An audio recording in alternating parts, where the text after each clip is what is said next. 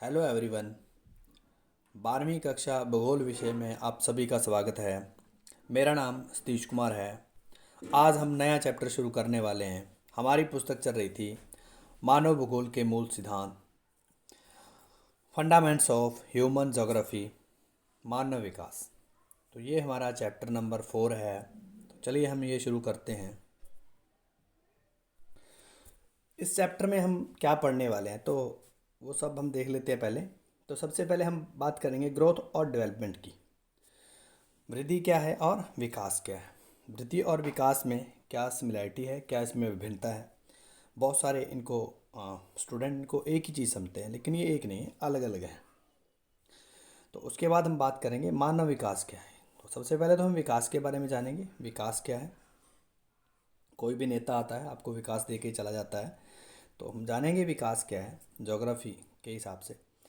और उसके बाद हम ये जानेंगे इस वीडियो में मानव विकास को किन तरीक़ों से प्राप्त किया जा सकता है। तो ये 3 बातें ही हम इस चैप्टर में इस वीडियो में पढ़ेंगे। इसके आगे वाली जो है 1 या 2 वीडियो में कंप्लीट करेंगे।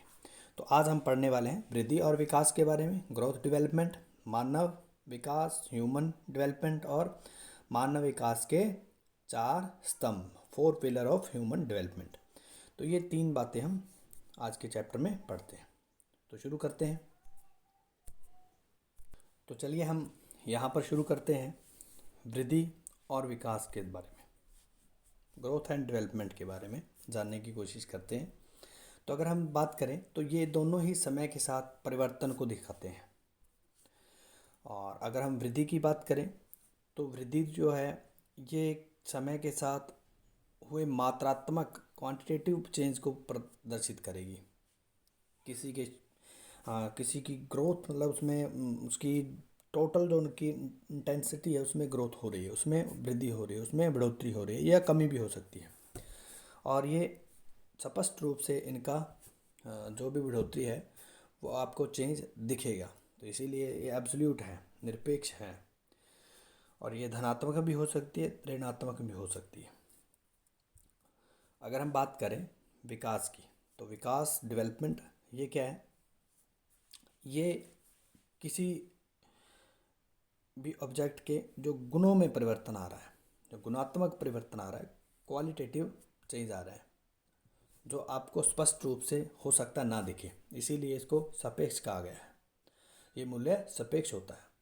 और ये विकास वृद्धि के साथ जुड़ा हुआ है। और वृद्धि कुछ समय के लिए के बाद रुक जाती है, लेकिन विकास लगातार कंटिन्यू चलता रहता है। तो ये इनके बीच में डिफरेंट है। अब इसको एक उदाहरण के तौर पर हम देखते हैं। अगर किसी नगर की जनसंख्या 1 लाख से 2 लाख हो जाती है तो उसे हम नगर की जनसंख्या की वृद्धि कहेंगे। और उस नगर में जो उस क्षेत्र में रहने वाली सुविधाएं हैं, जैसे आवास जैसी सुविधाएं हैं, मूलभूत जो इंफ्रास्ट्रक्चर है, अन्य प्रकार की मेडिकल फैसिलिटी है, एजुकेशन की फैसिलिटी है, अगर ये बढ़ जाती हैं तो फिर हम क्या कहेंगे, उस नगर का विकास हो रहा है। तो इस उदाहरण के माध्यम से आप अच्छे से समझ में आपको आ गया होगा। एक बार फिर से देख लेते हैं।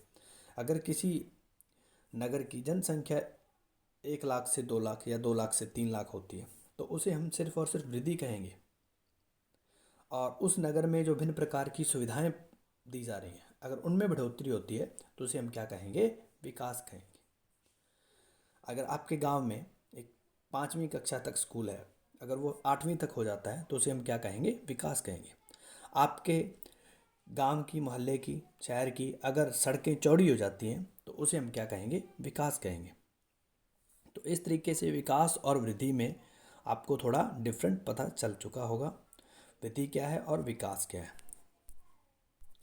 मानव विकास अब हम पढ़ने की कोशिश करते हैं। आप इसे समझने में सक्षम हो चुके हैं।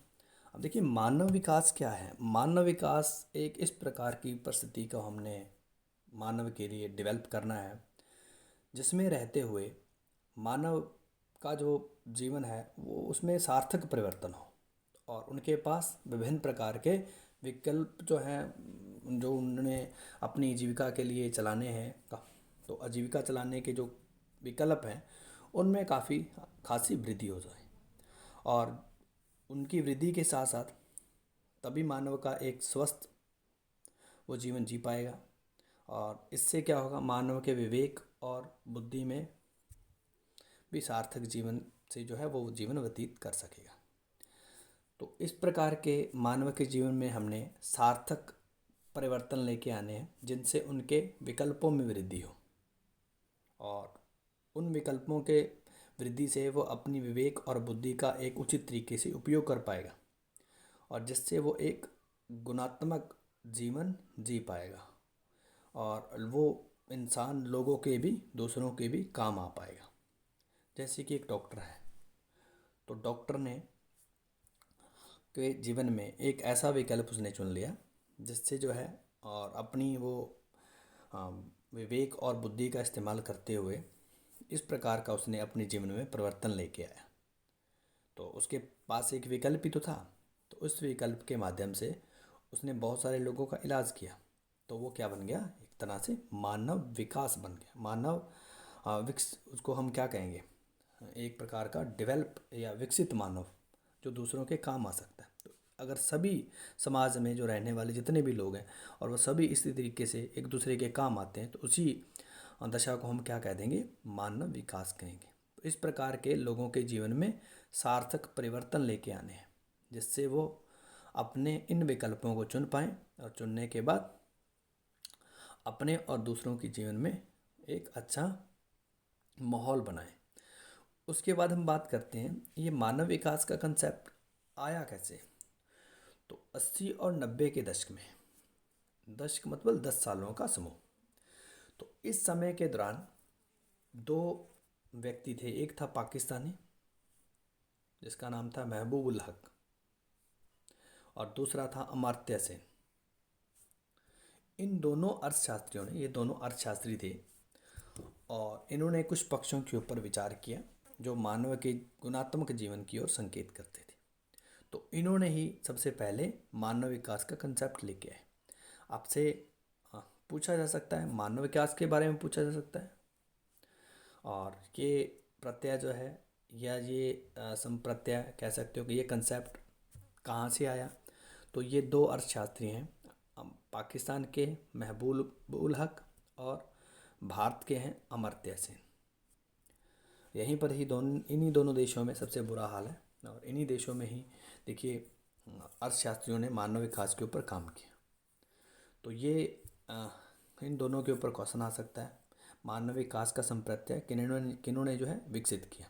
तो पाकिस्तानी अर्थशास्त्री महबूब उल हक और भारतीय अर्थशास्त्री अमर्त्य सेन, तो ये इनका नाम रहेगा। तो ये व्यक्ति जो है महबूब उल हक जो पाकिस्तान के अर्थशास्त्री हैं, और ये अमर्त्य सेन जो इंडियन है। आपको इनके बारे में पता चल चुका होगा। अगर हम मानव विकास की विशेषताओं की अगर हम बात करें, तो इनकी मेन जो करैक्टरिस्टिक्स हैं, तो मानव के जीवन में गुणात्मक परिवर्तनों का जो आनंद है वो अगर लोग ले पा रहे हैं, और जो उनको अवसर उपलब्ध होते हैं उन अवसरों का उपयोग लोग कर पा रहे हैं, या इसके अलावा जो उनको स्वतंत्रताएं संविधान की ओर से, समाज की ओर से दी जा रही हैं, तो इन सब का वो कोई भी व्यक्ति उपभोग कर रहा है, तो ये विशेषता विकास की है। अगर किसी का इस तरह का जीवन है तो हम कह सकते हैं उनका जीवन एक विकसित जीवन है। इसके अलावा मानव विकास में लोगों के पास जो विकल्प कार्य करने में जो जो उनके पास ऑप्शन है, विकल्प हैं, अगर उनमें वृद्धि हो रही है तो ये भी एक प्रकार से लोगों के जीवन में एक अच्छा सुधार, गुणात्मक सुधार लाएगा। तो ये भी क्या है, मानव विकास की एक विशेषता है। मानव विकास का जो केंद्र बिंदु है वो क्या है, मनुष्य है। कुछ भी आप पढ़ रहे हो तो उसमें केंद्र पॉइंट पे तो मानव को ही रखकर आप पढ़ रहे हो, कहीं न कहीं आप मानव के विकास के बारे में ही बात करना चाहते हो। तो मानव विकास का केंद्र बिंदु क्या है, मानव है, मनुष्य है। ये जितने भी विकल्प हैं ये कभी स्थिर नहीं होते, ये बदलते रहते हैं, ये परिवर्तनशील है। आपके पास एक अपॉर्चुनिटी आई है तो उसके बाद दूसरी भी आएगी, एक जाएगी दूसरी आएगी। तो कभी भी हमें हताश होकर नहीं बैठना चाहिए। आपके विकल्प कभी ख़त्म नहीं हो सकते। एक विकल्प अगर आप छोड़ते हो तो दूसरा विकल्प आपका स्वागत करने के लिए तैयार बैठा है। अगर ऐसी स्थिति है तो उसे भी हम क्या कहेंगे, मानव विकास कहेंगे। तो जितने भी विकल्प जो आपको मिलेंगे वो सब परिवर्तनशील रहेंगे, तो ज़्यादा हताश होने की ज़रूरत नहीं है। आगे वाली विशेषता की अगर हम बात करें तो मानव विकास का जो मूल उद्देश्य है वो इस प्रकार की दिशाओं को उत्पन्न करना है जिससे जो लोग ज़्यादा सार्थक जीवन जो है व्यतीत कर पाएँ। बीच में माफ़ी चाहूँगा, थोड़ा शोर आने लग गया था तो उसके लिए मैंने वीडियो को पॉज कर दिया था। तो वापस चलते हम शुरू करते हैं। तो लोगों के जीवन का कुछ कुछ मूल विकास का उद्देश्य है इस प्रकार से लोगों के जीवन में कुछ सार्थक परिवर्तन लेके आए और एक परिवर्तनशील माहौल जो है वो इंसान को दिया जाए जिसमें विभिन्न प्रकार के विकल्प हों।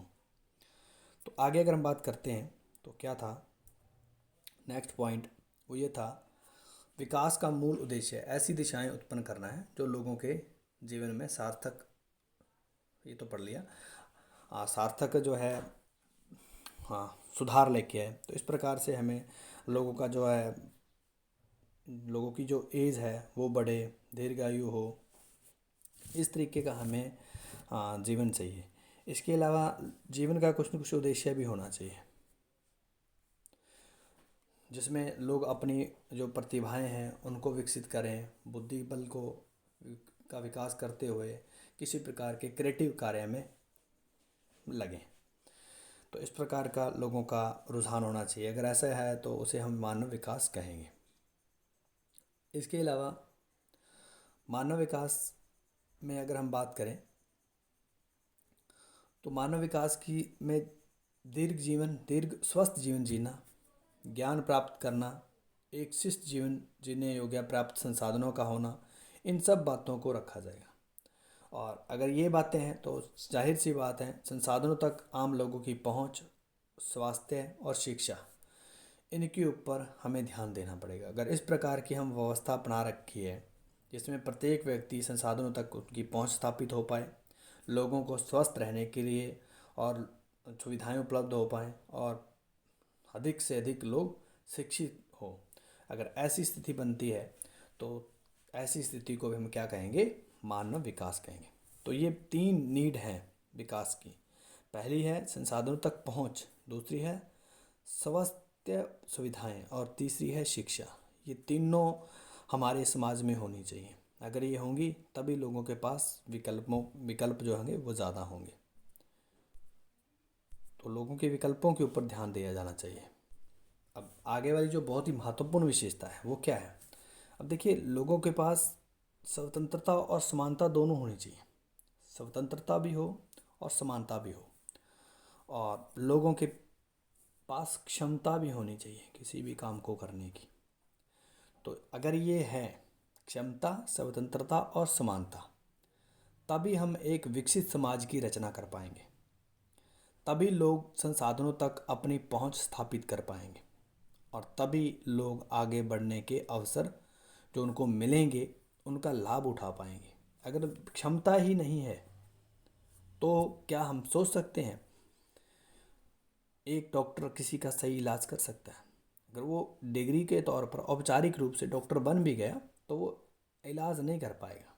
इसी तरह से एक अगर असक्षम अध्यापक है तो वो भी अपने बच्चों को अच्छे से नहीं पढ़ा पाएगा।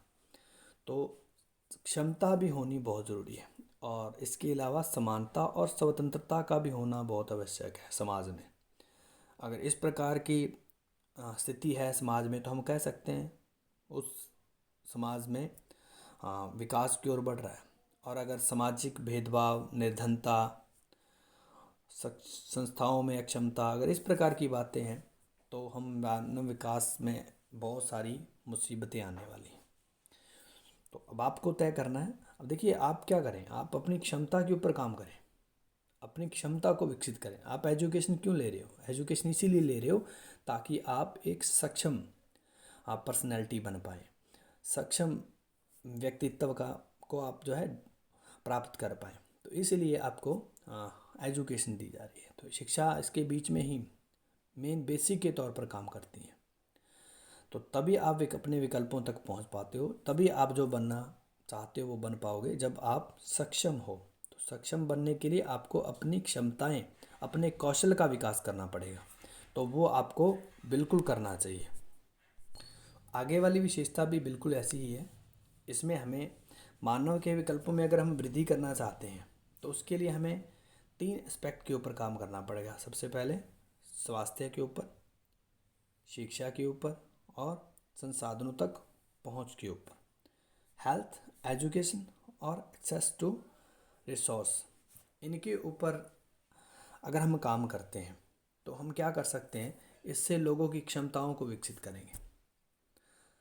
जो सक्षम व्यक्ति हैं वो बाहर आएंगे और उन्हीं को हम संसाधन के तौर पर समाज में यूज कर सकते हैं। अब देखिए, एक अशिक्षित बच्चा है, वो डॉक्टर बनने का विकल्प क्या चुन सकता है? बिल्कुल भी नहीं चुन सकता, क्योंकि उसमें शिक्षा का अभाव है। तो अगर बच्चे को शिक्षा दी जाएगी तभी वो संसाधन तक, उस संसाधन, अब ये डॉक्टर क्या है, एक डॉक्टर एक संसाधन है, तो संसाधन तक तभी वो पहुंच पाएगा जब वो शिक्षित होगा। तो ये भी एस्पेक्ट बिल्कुल ज़रूरी है। और अगर स्वस्थ नहीं होगा तो ना तो डॉक्टर बन पाएगा, ना पढ़ पाएगा, और संसाधनों तक तो पहुंच उनकी स्थापित हो ही नहीं पाएगी। तो इसलिए तीनों ही ये बेस जो हैं ज़रूरी हैं, तभी हम कह सकते हैं मानव विकास की स्थिति को हमने प्राप्त कर लिया है।